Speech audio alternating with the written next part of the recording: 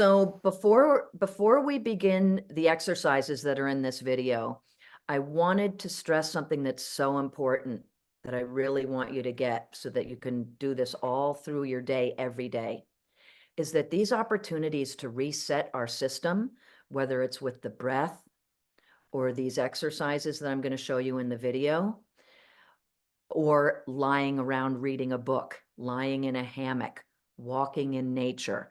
These things are what I call putting healing opportunities in the bank for you. These add up. These are really good for you. So we want to take, I want to encourage you to take as many opportunities for healing as possible by the breath, by these next exercises. So that's the main thing I wanted you to get real quickly before you go into the video, is practice these exercises. Practice deep, full 360 breaths. Practice stopping. Practice walking. These are opportunities to reset your system that affect you.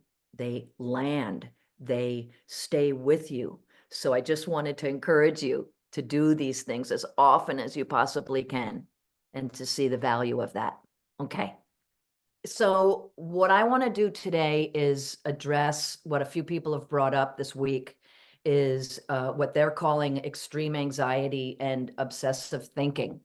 So on the one hand, I want to name the parts work, because there's definitely something going on with a part who's trying to alert that something's going on with that obsessive thinking. In a real nutshell here, it could be, chances are good, it's a part who's either creating a smoke screen to get you focused on a something that if you resolve this thing, then you're going to be okay. And then your whole being gets busy trying to resolve this thing that never seems to resolve, and hence this anxiety that can really pick up steam. So I want to name that's parts work, and that possible smoke screen and or part who's trying to tell you something, and it's usually not linear. So I'm going to name that, move it to the side here. Also, what I want to help tend to in this video with you are some techniques that I've come up with that can support you in this process to possibly interrupt it, because we've got the neural pathways that then get engaged, and it's very hard to interrupt that, because it feels urgent, life or death, to solve this thing or this trajectory that can happen that takes on a life of its own. And I think I know you know what I'm talking about. When the thinking gets going and the emotions are following, and it's this whole thing that takes on a life of its own, and then you feel taken hostage, and it's so uncomfortable. And worse, it can really take over your life. And then you could be like, God, this wants me to have the life that I want, but it's the one thing that's actually in the way of me having the life that I want, but it thinks it's helping. And so again, with the parts work, we do a little detective work there. And in the meantime, I've got a technique too I want to teach you. Real easy and simple. I'd like for you to get a big pillow, a big supportive pillow, probably not your bed pillow, because that's too squishy. So what I've got is my very big couch pillow, the back pillow, because it's pretty bulky and big, and it needs to be able to support me. Now I'm just going to hold it on my lap, but I need to be able, so I'm going to futz with my chair here to help you see. So I've got this big pillow on my lap. It's that simple. So it's on my lap, and I'm gonna futz with this a little, because what I want to do, I can feel, even as I get ready to do this exercise, my whole system begins to relax. My system just loves this. So let's see. My hope is that your system does too. So futz with this pillow, because what you're going to do, and I want to make sure you can see me here, is what you're going to do is let the pillow hold your head. So I'm going to hug the pillow, And I want you to be able to be relaxed, not working hard to hold the pillow. So you're going to futz with it. And make sure you breathe. So futz with the pillow. Oh, and really give your head and upper body to the pillow. And allow yourself, I want to turn towards you so you can hear me speak. Allow yourself to breathe and allow the pillow to hold you.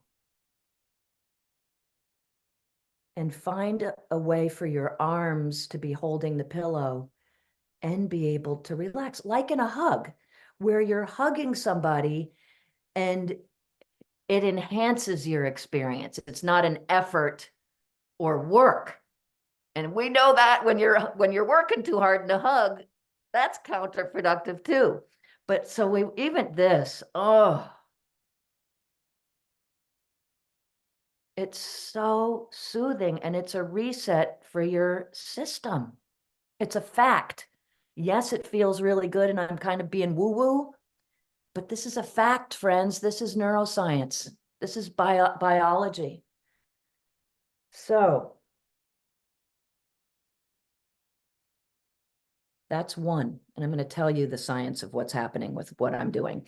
The next one, I'm going to put this big friend behind me against my chair. And now, yes, I am sitting a little bit on the edge of my seat, a little bit, not a lot. It's not precarious.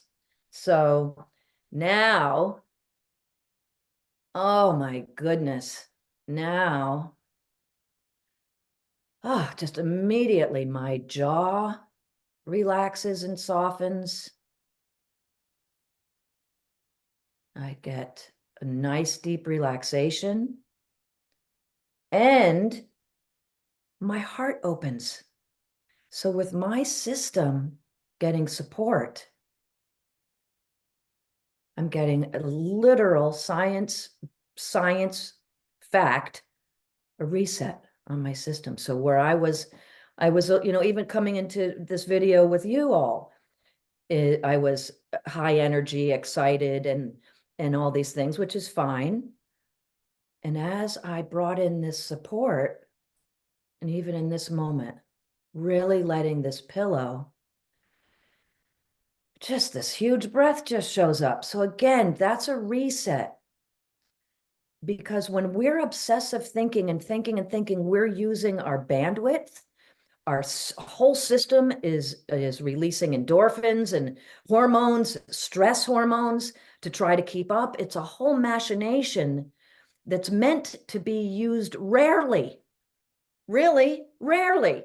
But when we're in that all day, every day, we're really wearing ourselves down and not especially happy.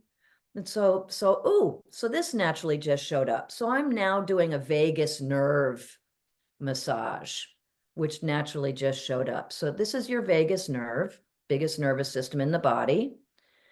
And so, just organically, my being came up with another technique for you to use. So again, it could seem woo-woo, but this is fact. This is science, friends. Rubbing gently. So I also have my hand on my solar plexus. It's me tending to me. And in this short time, my whole nervous system completely goes down on the dial. Many, many notches, many. And that makes my being happy. So the science of this is that the obsessive thinking is literally a neural pathway where you can feel it. It's just like an express train to hell, right? But it seems like the pot of gold is going to be there, but it's just, oh my God, not this again. So we want to interrupt that. And like we were just saying before, easier said than done. It's really, really hard to interrupt it because it is urgent, feels like life or death, urgent in that place. So that's why I'm coming up with these techniques to support, not, we want to work with this experience that's happening, not try to disrupt it in a way where it's going to be like, oh, hell no. We want to bring in support for it. So it's a loving, kind, hey, how about some support in this, rather than, yo, we're just going to cut this out and just stop it. Because that's going to say, it's going to pick up probably more steam and be like, oh, hell no, you're not. So this is for another part of the brain. You know, all of us are different. We're all so different and unique. Another technique that could work is again, we're using your brain to work with your brain. So I'm not everybody's visual. That's also in here. Can you imagine you're in your car and either it's in drive, it's in some forward motion, whether you have a standard car or an automatic car, it's in drive or it's in a gear. No matter, just imagine you're in a forward motion and it's picking up steam. And this is your mind. And this could be you in your day where it's like, oh my God, I am in the fast lane and I am in the fast lane and I need a break. I need a pit stop. But you can't. It's just, I am in the fast lane. What I'd like to bring in is the possibility of imagining throwing the gear into neutral so you can coast. So maybe you imagine going over to the slower lanes where you can throw your car into neutral, slower lanes so that you even can pull off to the side and slow down, if even for a moment, just to get out of that high, fast gear, just to give yourself a break. Give it a try. It worked with somebody yesterday, a real high-powered person who's working hard and needs a break. And we did it. And he said, oh, thank God that was a nice break. And yes, I can do that in my day. So I thought you all might want to give that a try as well. See for yourself what works. That said, give it. Let's see. I mean, the longer you do it, the better. But let's see, what comes to me automatically is at least 30 seconds. Maybe even while you're there, you could count up to 30, right? Because it might take a while for your system to respond. And it might take some effort to do this to begin with, because that trajectory can be really powerful and really convinced that it's going to help you and get the answers. So it's going to take some effort to say, hey, could I try for 30 seconds to support myself, at least 30 seconds, and or again, which one comes easily to you. The one leaning back might be easier. It also could be easy if you don't have a big pillow and you're in your office, let's just say. Sit on the floor and lean against the wall. We're looking for support for the system so that you don't have to hold yourself up, so that support is there and it's right there for you.